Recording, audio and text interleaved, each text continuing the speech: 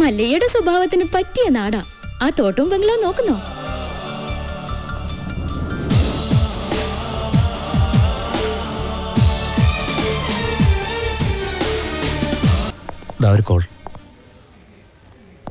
ഞാൻ കാട്ടാപ്പള്ളി നാഗേന്ദ്രൻ. എന്റെ കുറച്ച് ആളുകളെ അയച്ച് ഞാനൊരു സൂചന തന്നിരുന്നു. അവരെ നിങ്ങൾ തല്ലി ഓടിച്ചു. പക്ഷെ നിങ്ങൾ ജയിച്ചു എന്ന് കരുതണ്ട. ഒരുത്തൻ അവിടെ ആക്സിഡന്റ് ആയിട്ട് ആശുപത്രി കിടപ്പില്ലേ? ഈ നാഗേന്ദ്രൻ വിചാരിച്ചാൽ ഇതുപോലുള്ള ആക്സിഡന്റുകൾ ഇനിയും ഉണ്ടാവും. ഇതുകൊണ്ട് അവസാനിപ്പിച്ചോ. ഈ നാട്ടിൽ വന്ന ആളാവാൻ നോക്കിയാൽ നീ ജീവനോടെ തിരിച്ചു പോവില്ല. ഇത് നാഗേന്ദ്രന്റെ നാടാ, ചട്ടമ്പി നാട്. സ്ഥലം വിൽക്കാൻ വന്നവരുടെ നമ്പർ വിളിക്ക്. എന്നിട്ട് അവര് പറഞ്ഞ വില കുറപ്പിക്കും. ശരി.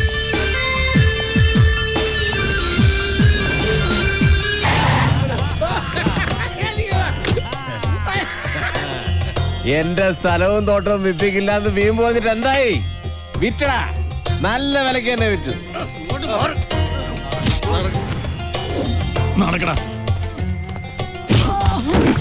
എന്താടാ, നിന്നെ ഇതുപോലെ ഇവിടെ തല്ലിച്ചാച്ചിട്ടാലും ഒരുത്തനും എന്നോട് ചോദിക്കാൻ വരില്ല. നിന്റെ നാശം പോലെ തന്നെ ഇനി വരുന്നവന് നശിച്ച് വെണ്ണീറാവുന്ന നീ കണ്ടോ? ഇവന്റെ പുറകെ വാലാട്ടി നടക്കുന്ന സകല നായിന്റെ മക്കളും കേൾക്കാനാ ഞാൻ പറയുന്നത്. ഒരുത്തനും ഈ നാട്ടിൽ വന്ന് വാഴില്ല. ഇനി ഏത് കൊലകൊമ്പനാണെങ്കിലും ഈ മണ്ണിൽ അവന്റെ വേരോടില്ല. ആർത്തും മാറ്റും ഈ നാഗേന്ദ്രൻ. വടാ മല്ലയ്യ,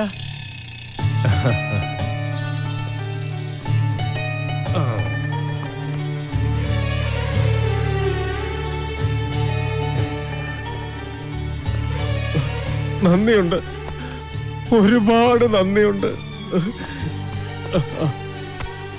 ഇവിടെ ഇരിക്കേ. എനിക്ക് നിങ്ങളിപ്പോ ദൈവമാ. എന്റെ എല്ലാ കടങ്ങളും വീട്ടി. ഇനി ഒരുത്തിനൊരു ചില്ലി കാശ് കൊടുക്കാനുമില്ല. തോട്ടത്തിലെ കാര്യങ്ങളൊക്കെ ചന്ദ്ര തന്നെ നോക്കണം. ഇവിടെ തന്നെ താമസിക്ക വേണം. അതൊന്നും ശരിയാവില്ല മല്ലയ്യ. വിറ്റത് തന്നെ. കയ്യിൽ കുറച്ച് കാശ് ബാക്കിയുണ്ട്. അതുകൊണ്ട് ഞാൻ ആ പഴയ ചിട്ടി കമ്പനി തുടങ്ങാൻ പോവാ. അതിന് ക്ഷണിക്കാനാ ഞാൻ വന്നത്.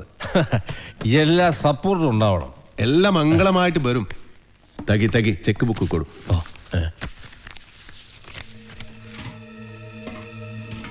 പുതിയ കമ്പനിയിൽ ആദ്യ ഡെപ്പോസിറ്റ് നൻബാഗ 10 ലക്ഷം രൂപ.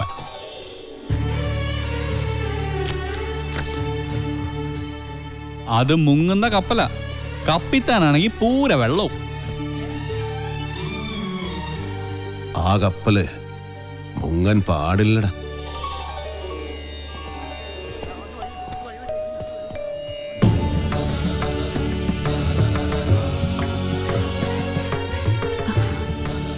എന്റെ മോന്റെ ജീവിതത്തിൽ ഒരു വെളിച്ചം വന്നത് മല്ലയ്യ വന്നതിന് ശേഷമാണ്.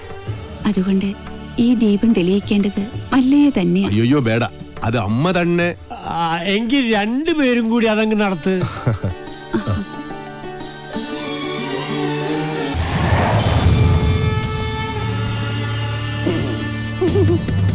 ഈ ലോറിയുടെ RC ഓണർ ആരാ?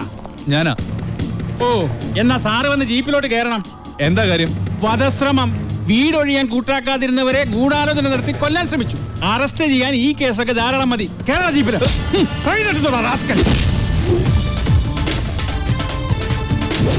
ഒരാളിവിടെ നിൽക്കുന്നുണ്ടല്ലോ സാറേ.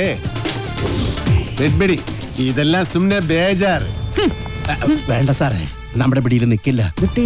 എന്റെ ലാറിക്കദ്ദ കള്ളനെ നിങ്ങൾ ആദ്യം പിടിക്കും, ബാക്കി പിന്നെ ആലോചിക്കും. അവര് വീട് പണിതു തരാമെന്ന് പറഞ്ഞിട്ടുണ്ട്. അതുകൊണ്ട് ഞങ്ങൾക്ക് ഈ കേസിൽ യാതൊരു പരാതിയില്ല. സാറന്മാര് പോണം. കേട്ടില്ലേ സാറേ, അവർക്ക് പരാതിയില്ലെങ്കിൽ പിന്നെ സംഗതി പുലിവാലാകെ. ഈ മല്ലയ്യക്ക് കേന്ദ്രത്തിലാ പിടി. വാടോ. ലോറി എടുക്കടാ. ലോറി കൊണ്ടുപോകാൻ വരട്ടെ. വീട് പണി തുടങ്ങിയിട്ട് സാവകാശം ലോറി തന്നു വിടാം. അതുവരെ ഒരു ഉറപ്പിന് അത് ഇവിടെ കിടക്കട്ടെ. ഇവളിന്ത തുമ്പ കഷ്ടാക്കിത്തെ പേറിയേനു. എന്നാ പേർന്ന് എന്റെ മല്ലയ്യ കല്യാണം കഴിക്കാത്ത പെൺപിള്ളേരോടാണോ പേരെന്നാണെന്ന് ചോദിക്കുന്നത്? ഇവിടെയൊക്കെ കല്യാണത്തിന് മുമ്പ് പ്രസവിച്ച ചീത്ത പേരാ. ഗൗരി. വീട് പണി കളഞ്ഞ് സാവകാശം വണ്ടി തന്നുവിടാം. അതുവരെ വണ്ടി അവിടെ കിടക്കട്ടെ ഒരു ഉറപ്പിന്. എടാ, വണ്ടി തൽക്കാലം മാറ്റിയിട്.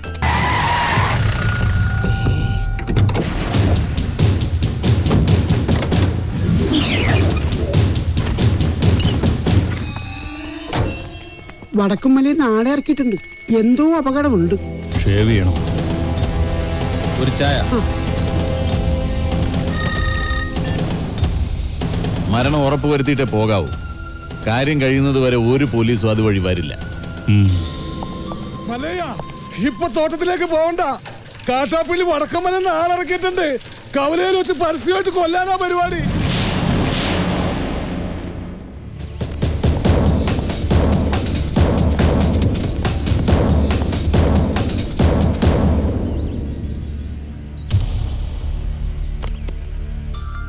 തോട്ടത്തിലേക്കല്ല, കവലയിലേക്കാ പോകുന്നത്.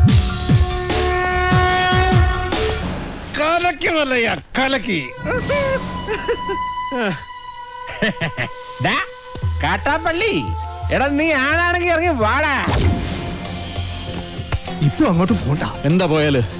മതമിളകി ആന കുത്താൻ വന്നാലും നെഞ്ചു വിരിച്ച് നിൽക്കുന്നവനാടോ ഈ നാഗേന്ദ്രൻ? നിന്റെ വടക്കമ്മലക്കാരാണുങ്ങളുടെ മുന്നിൽ തോറ്റോടിയെ കണ്ടില്ലേ? നാണമില്ലേടാ നിനക്ക് ഇങ്ങനെ നാറിയ കളി കളിക്കാൻ?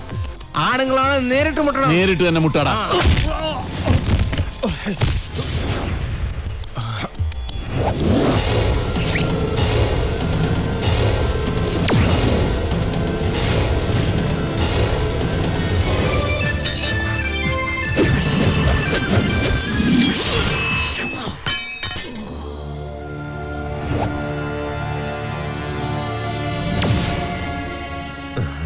ഇത് നിന്റെ നെഞ്ചിന് നേരെ എറിയാൻ അറിയാൻ മേലാഞ്ഞിട്ടല്ല. നിർത്തിക്കോ, ഇവിടെ വെച്ച് നിർത്തിക്കോ. ഇല്ലെങ്കിൽ ബയറുകീരി കോടലി പുറത്ത് വന്ന് അത് നിന്റെ പട്ടി തീട്ടിക്കും. നിൻകെ നൻപക്കെ ഗൊത്തില്ല, കാട്ടുപുളി നായിന്റെ പട്ടി മോനെ.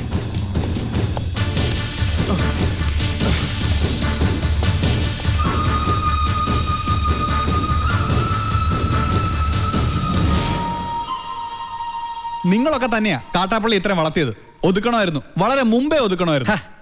അറിയാൻ പാടില്ല, പക്ഷെ അവനെ കൊന്നിട്ട് ഞാൻ ജയിലിൽ പോകാൻ പാടില്ല. എന്റെ ശത്രു വേറെയാ.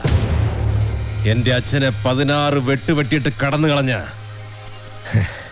എന്റെ ആജന്മ ശത്രു വീരു.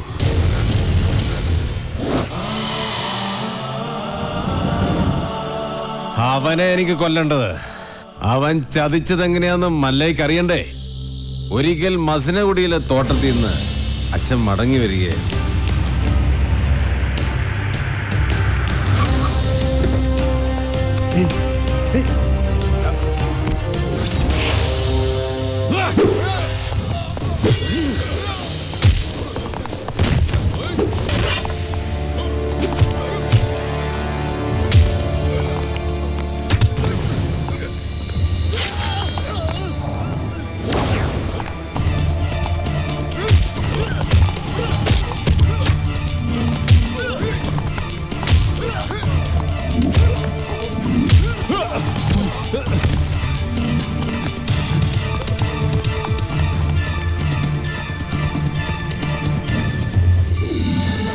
ഇവന് കന്നഡ മാത്രമേ അറിയൂ, മലയാളം തീരെ അറിയില്ല.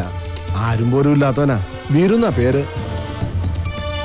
ഒരു മകനെ പോലെ തന്നെയാ അച്ഛൻ അവനെ കൊണ്ടു നടന്നത്. ഒരു കൂടപ്പറപ്പിനെ കിട്ടിയെന്ന് ഞാനും കരുതി. പക്ഷേ അച്ഛനെ ആക്രമിച്ചവനെ ഒരിക്കൽ പോലീസ് പിടികൂടി. അവനിൽ നിന്ന് ഞെട്ടിപ്പിക്കുന്ന സത്യമാ ഈ ഗ്രാമം അറിഞ്ഞത്. വീരു അവന്റെ സംഘത്തിൽപ്പെട്ടവൻ തന്നെയായിരുന്നു. ഒരു സഹായിയെ പോലെ കടന്നുകൂടി വൻ കവർച്ച നടത്താനായിരുന്നു അവരുടെ പദ്ധതി. ഇത് അറിഞ്ഞതോടെ എന്റെ അച്ഛനെയും കുറുപ്പച്ഛനെയും ആക്രമിച്ച് പണം തട്ടിയെടുത്ത് അവൻ ഓടി. പക്ഷെ അവൻ ചെന്നുപെട്ടത് ഞങ്ങളുടെ ആശ്രിതനായ വടിവാള് വാസുന്റെ മുന്നിലാ.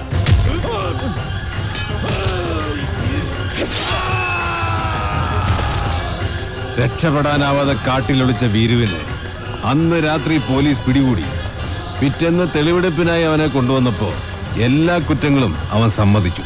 പണം മോഷ്ടിക്കാൻ വേണ്ടിയല്ലേ നീ ഉണ്ണിത്താനെ വെട്ടിയത്? നീ മുദ്ദ താനെ അതന്നെ ഞാൻ കേളിത്തു.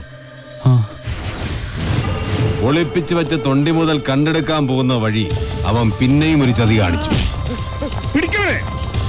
പോലീസും നാട്ടുകാരും എത്ര ശ്രമിച്ചിട്ടും അവനെ പിടികൂടാനായില്ല. അവൻ രക്ഷപ്പെട്ടു കളഞ്ഞു. പക്ഷെ ദൈവം ഉണ്ടെങ്കിൽ അവനെ എന്നെങ്കിലും എന്റെ കൺമുന്നിൽ കൊണ്ട് തരും.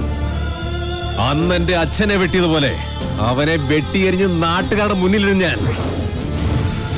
അത്രയ്ക്ക് ദ്രോഹമാ ഈ കുടുംബത്തോടവൻ ചെയ്തത്. അവനെ മകനെ പോലെ സ്നേഹിച്ച മനുഷ്യനെയാ അവൻ ജീവച്ഛവം പോലെ കടത്തിയത്. അവന്റെ ക്രൂരതങ്ങൾക്ക് കാണണ്ടേ? ദേ നോക്ക്,